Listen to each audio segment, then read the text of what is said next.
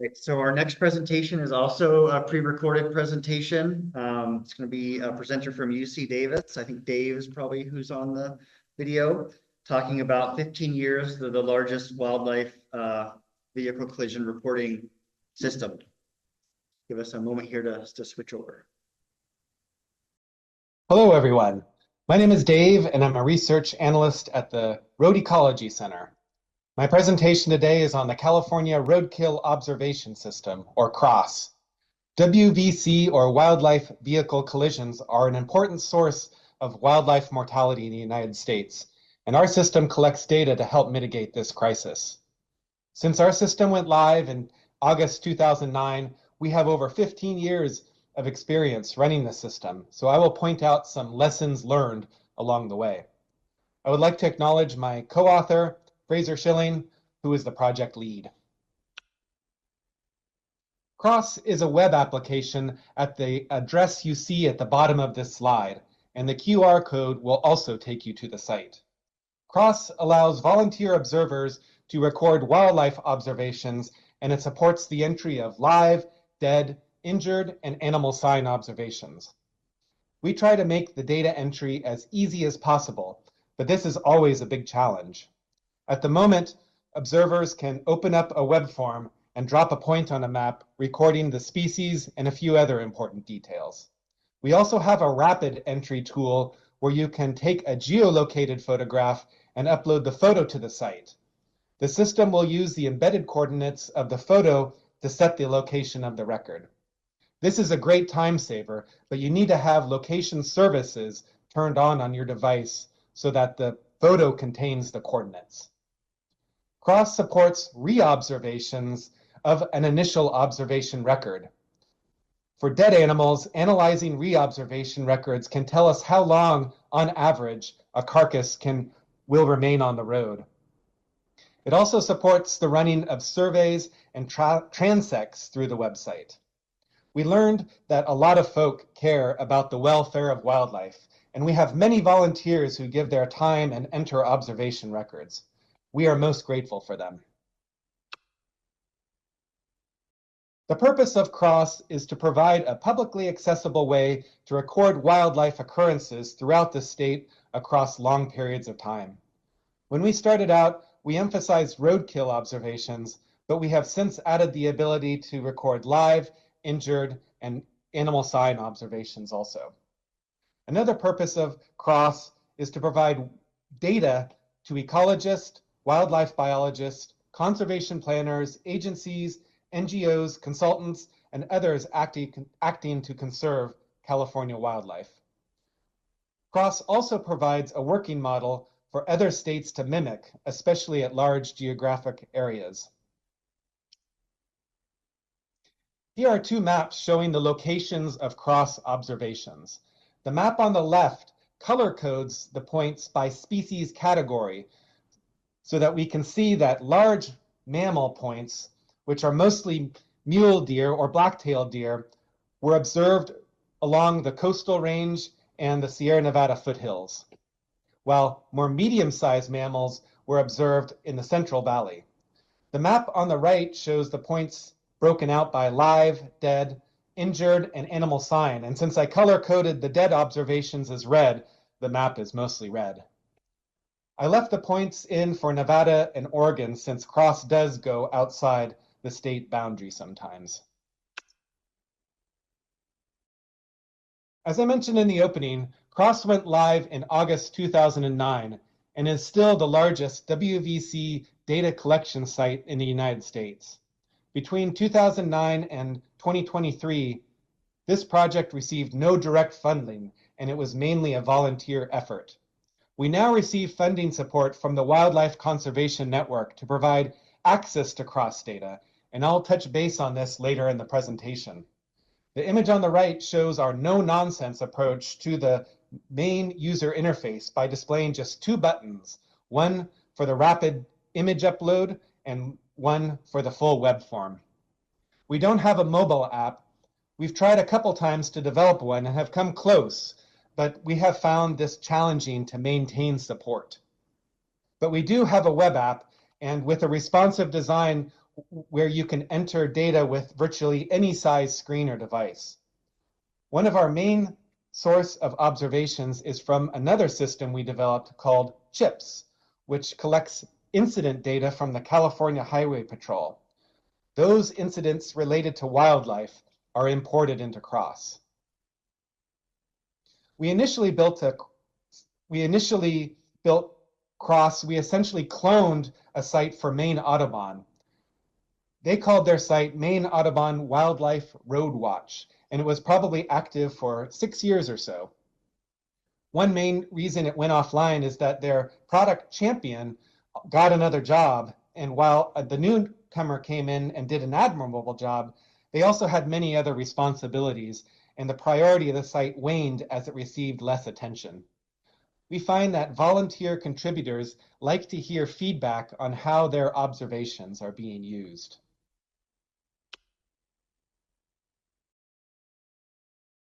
The website is currently being run on what's called a LAMP server, standing for Linux, Apache, MySQL or MariaDB, and PHP and Python.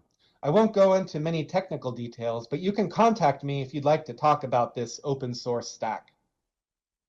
I will mention that using a true relational database management system initially gave me the confidence that I could extract the data if for some reason I couldn't access the data through the web framework. So this was an important initial consideration. For the web framework, we use an open source content management system called Drupal.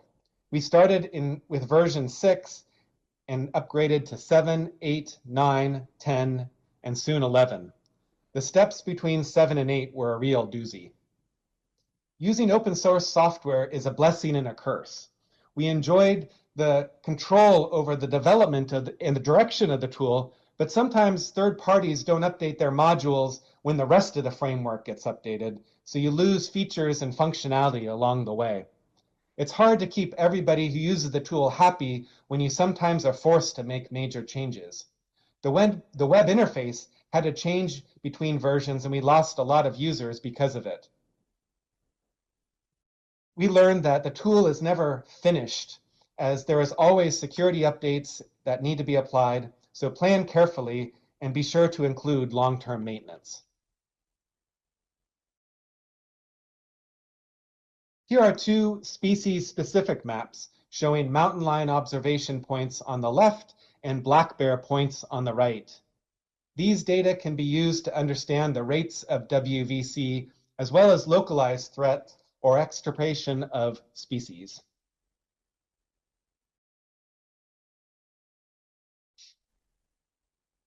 We have a wide range of volunteer observers on CROSS. These include users from federal, state, local agencies, consulting firms, academics, and natural historians. We support both amateur and, quote, professional observers, and more on this on the next slide. CROSS accepts observations from anonymous as well as registered observers. Those who register receive a welcome message from me, and then they can collect their observations within their account. We do our best to keep our users informed about our project and activities. One way is through a yearly hotspots report, and all these reports can be found on the Road Ecology Center website. Keeping users engaged is critical for user retention. Being in the news or on NPR can really cause jumps in the registration rate. Back in 2011, when we were starting out, we were featured in the New York Times, and we saw a large spike in registration and usage. We now call this the New York Times effect, and you can see the graphs. You can see some of the old graphs on this screen.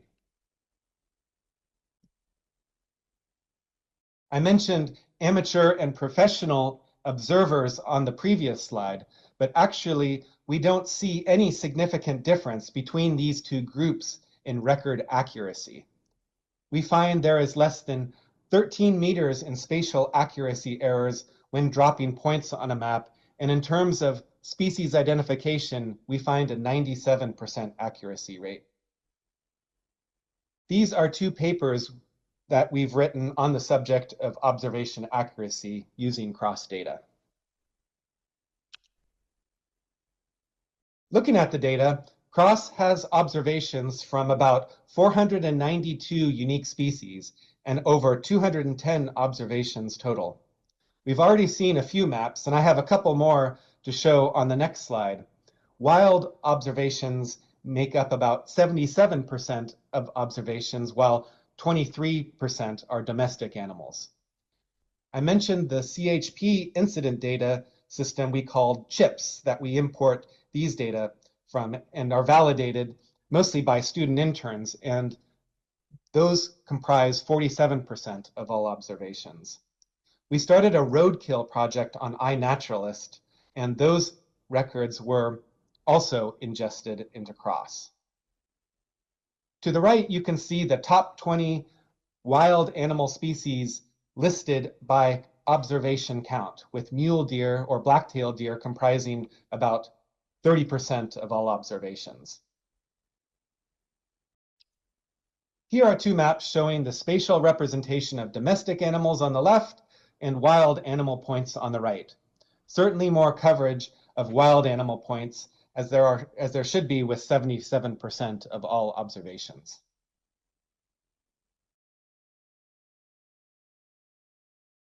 We have found that highway fencing is one of the best ways to protect wildlife from being hit by vehicles, and CROSS data has been used in conjunction with many of these planning projects. CROSS data has been used to model habitat suitability and species distribution. We have conducted hotspot analysis with these data to measure statistical significant clusters using the Geddes-Ord statistic. And I'll show you an example of how we're using this on the next slide. Once we have the significant clusters, we can estimate the cost of those collisions and compare those with various types of mitigation measures. Compared to fatal crashes or even just the property damage done on vehicles, fencing is affordable and it seems to work really well. I've listed the interstates and state routes where CROSS data has been used in wildlife planning projects across the state. Please find the Road Ecology Center hotspots and recent crash map at the site address at the bottom of this slide. The hotspot analysis was done by overlapping large mammal observations on a California highway California highway's GIS layer where the roads are divided into 1-mile road segments. I mentioned the Geddes-Ord statistic, and this is a measure of autocorrelation between the segments and its neighbors. For this map, we link in real-time CROSS and CHP observations, which are the points. Red points indicate that incidents happened less than 24 hours ago. The left side map shows all of California, and on the right, I zoomed into the Redding area in the north, where you can see how the 1-mile segments, each with a different WVC density score. Here are two more hotspot maps, with the left map showing WVC density, which are the number of incidents per mile, and the map on the right shows WVC costs per mile. Wildlife fencing is a great way to mitigate wildlife and prevent wildlife from being hit. Please find more information on the Road Ecology Center website at this address. The spatial coverage of CROSS data enables us to use it for statewide models. In this recent paper, we evaluated some of the statewide linkage and corridor models to determine if they accurately predicted species presence. In summary, modeled corridors predict the presence of mountain lion and black bear, although they were not significant in the other 8 species we modeled. Looking ahead, we're in the process of developing a new tool, which we are currently calling CrossPlan. The development is being supported by the Wildlife Conservation Network, and we're working hard to make this tool as easy for highway and wildlife crossing planners to use. The tool will support wildlife crossing projects and provide cross and chips data in the process. We hope to have a production version online later this year. For more information on CrossPlan, please attend session 33, where I will give a presentation on CrossPlan. We continue to provide cross data for research, and we just ask folk to create an account and add a few observations so that the data can flow in both directions.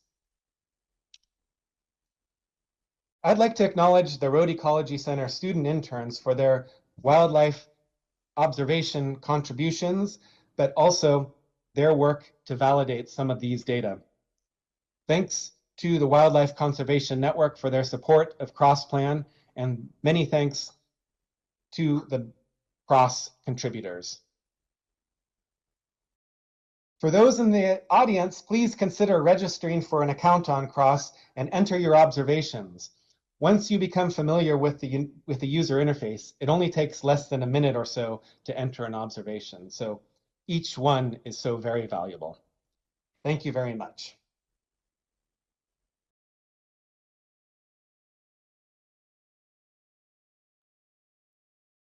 All right, we have the speaker online, so if we have questions, we can certainly take some questions. Go ahead, I'll repeat your question so we can. Yeah, mentioned one of the couple pages of it was that you can re-record an instance of roadkill, kind of giving an idea of how long roadkill remains on the road. Can you provide some examples of where that data is useful, what that's being used for? Yeah, so Dave, the question was that you mentioned the question was that you mentioned the ability to kind of re-record carcass data. So can you provide maybe some examples of where that kind of re-reporting has been useful? I capture your question right? Yes, can everybody hear me? Yep. Great. Thanks everybody for attending this presentation.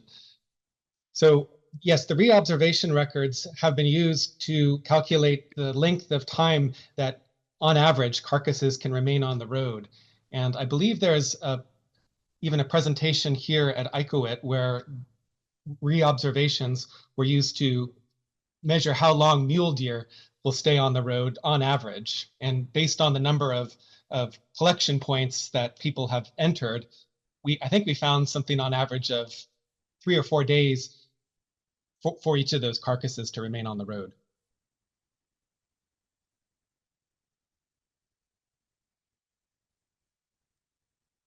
Yeah. Okay. Yeah, I wanted to ask, you mentioned that you used a iNaturalist you explored doing, and was that going on to iNaturalist, was that to see what kind of additional participation you might get, or why did you do that little kind of sidetrack thing off the main site? Yeah, so Dave, the question is, you mentioned that you went on to iNaturalist and I believe maybe created a project or scraped data, but can you speak a little bit more to how you're using iNaturalist and kind of what role that plays? Sure, yes.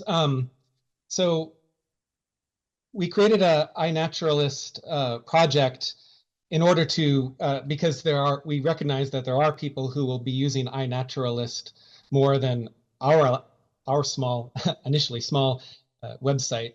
But at the same time, a lot of the attributes that are collected on Cross are not present on iNaturalist. So we felt that there is certainly a need from both systems.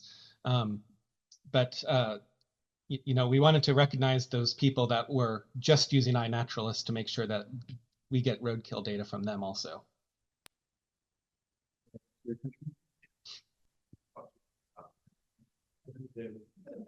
Yep. Go ahead in the back. I mentioned the species identification rate was around 39%. How was that validated? Using a photo system or Yeah, so the question is that you mentioned that species identification accuracy was very high, and so what is the mechanism to kind of verify that? Are there photos or ground truthing that occurs? I think there were a couple methods. One was I believe some was ground truthing, but we also used the accuracy from photos and the photo identification based on the point that was entered in the system, but plus sometimes they would also upload a photo of that observation. And so we would assume that the photo was showing an exact or pretty close to exact location, and then comparing that to the point that they entered on the map.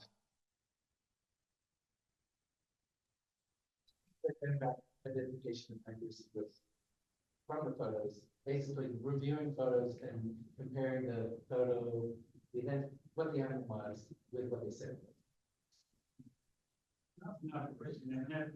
And you account for multiple records inside them. Yeah, so Dave, the question is, how might you account for multiple people recording the same carcass or animal? That's kind of. So we have a routine that we can run. It's kind of a post-processing routine that we would use before analysis that will go through and remove duplicate records based on a date, type of animal, and the general vicinity of observation. And so we would run that on occasion, but we don't have a mechanism that happens real time to signify whether that particular observation has been entered or not. We've got a couple more minutes here, and I think we do have speakers from earlier presentations online too, for those that have been in the room. Yep, go ahead. This is a really cool tool, a lot of value in it.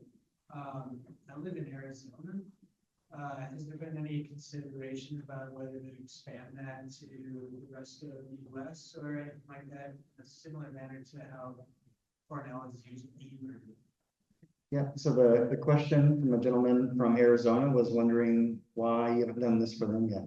And I'm rephrasing it some, but he was hoping that maybe there has been some discussion about expanding this tool beyond what you currently have. So as I said, the system doesn't prevent somebody from entering points outside of California, but we don't have all species from all these different states included. And so we've only really loaded up initially the species from California. So at the moment, that's probably one of the reasons why we haven't gone to a larger area. We also find that having somebody who's kind of like a project champion of the site really makes a difference. And having smaller areas can potentially lead to more observations being entered from their volunteers.